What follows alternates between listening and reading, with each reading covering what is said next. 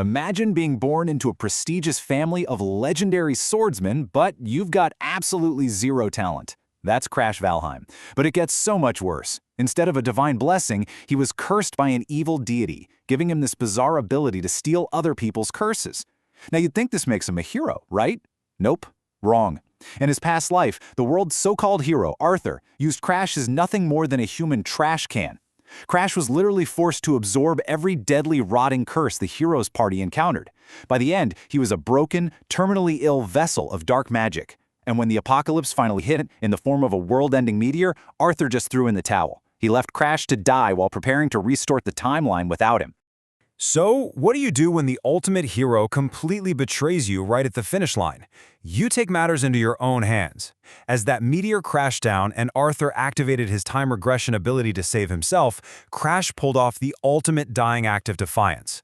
Using his cursed Black Cloak ability, which is basically a literal handmaid of shadows, Crash reached out and stole Arthur's regression power right as the world ended.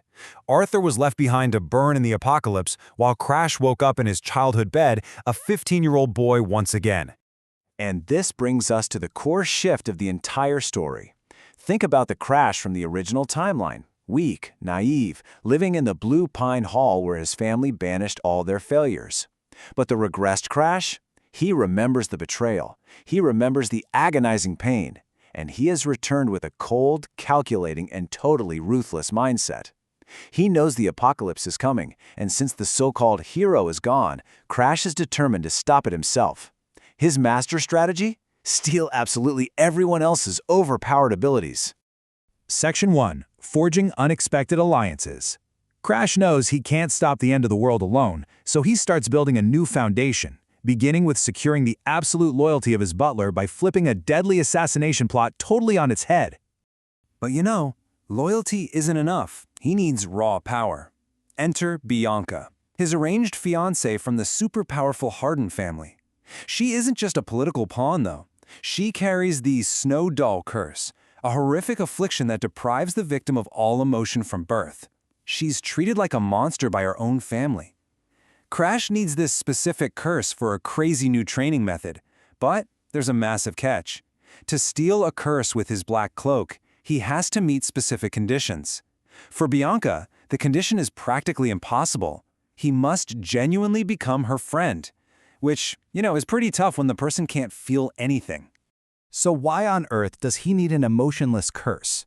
Well, Crash uncovers this insane, totally forbidden magic system in a secret library meant for family failures. Here's how it works. Step 1. He ingests the extreme blood immersion poison, drawing corrupted world energy right into his body for massive power. Step 2. He uses a sixth sense aura to temporarily control it. But step 3 is absolutely crucial. The poison literally burns the user from the inside out, driving them mad. Crash needs Bianca's Snow Doll curse to freeze and stabilize his internal fury so he can survive this lethal power-up. He is weaponizing his own body's destruction. Needless to say, do not try this at home. Section 2. Defeating the Corrupted Demon. Armed with this incredibly volatile new power, Crash walks right into a deadly trap at the Mount Gerlach erosion zone, a mission orchestrated by his arrogant, abusive half-brother, Bellakanin. The squad walks into a literal nightmare. They are ambushed by a 3-star boss, known as the Thousand-Faced Demon, a horrific chimera that violently steals people's faces and identities. The corrupted world energy in the air is suffocating. Bellakanin, the supposed prodigy of the family, tries to use his ultimate skill, Ignis, a devastating flaming sword technique. But the corruption is just way too strong. His flames fail. Bellakanin is struck by the demon's curse, losing an eye and completely freezing in absolute terror. The prodigy's pride crumbles in a single instant. And this is exactly where Crash shines. To steal the Ignis skill, Crash actually needs his brother to admit defeat and suffer a complete collapse of pride. Crash steps up, seamlessly combining his pure aura with Bellakanin's failing flames. Crash's flames burn intensely black, fueled by the corruption poison in his own blood. He effortlessly slices the demon in half. Not only does he save the squad, but he claims the black flames of Ignis for himself. He leaves his brother completely humiliated, blinded, and stripped of his power. It's a brutal, calculated revenge that proves raw talent means absolutely nothing without the mental fortitude to back it up. Section 3. The Tournament and the Assassin. With his brother totally dealt with, Crash sets his sights on even greater power, striking a literal deal with the devil, a transcendent being disguised as a crow, to prepare for the apocalypse. To get the super rare ingredients needed for his new master's elixirs, Crash has to infiltrate a massive Imperial martial arts tournament, and it is pure chaos. He enters the tournament using a gender-bending potion because, why not, right? Uncovers a massive conspiracy by Princess Sigrun to assassinate her own sister and manages to free the true leader of the legendary Nightcrow's assassins. That leader turns out to be a captive, 1,000-year-old, incredibly lazy undead necromancer named Abelask. By stealing the curse binding our heart, Crash gains an insanely powerful new ally. Section 4, Sacrifice at the Frozen Cliff. Just as he secures this incredible victory, the tension completely skyrockets. He gets word of a desperate rescue mission. Crash teleports to the frozen wasteland of the Hardened Mountains to find Bianca missing in the snow, actively being hunted by the deadly hound assassin. Crash tracks her down just moments before the monster executes her. As a desperate battle erupts in the freezing storm, Crash realizes a really dark truth. He isn't a natural genius. His new raw power just isn't enough to beat this thing. The weak can only overcome the strong through immense, painful sacrifice. So he plays his final trump card, Flaming Forced Brick. He uses his black flames to literally burn his own body as fuel. He's burning his own organs, his own poisoned blood. He is violently pushing past the physical boundaries of human flesh for one final, devastating strike.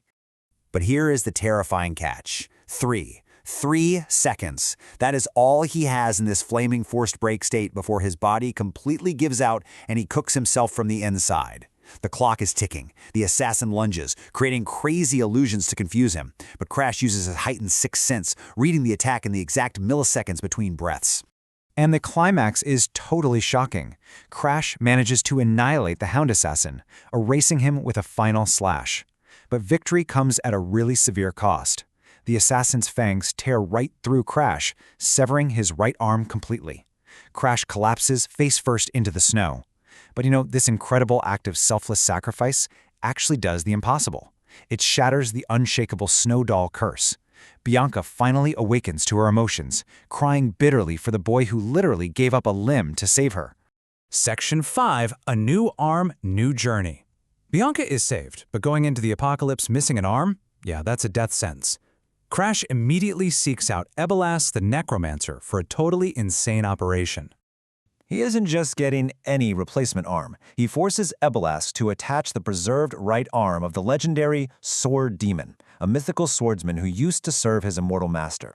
Using necromancy, she literally sews it on. Crash survives the agonizing pain by using his extreme blood poison to force his own blood vessels to adapt to the dead flesh. He doesn't just replace his arm, he literally grafts legendary talent onto his own body, bypassing decades of training through sheer pain tolerance.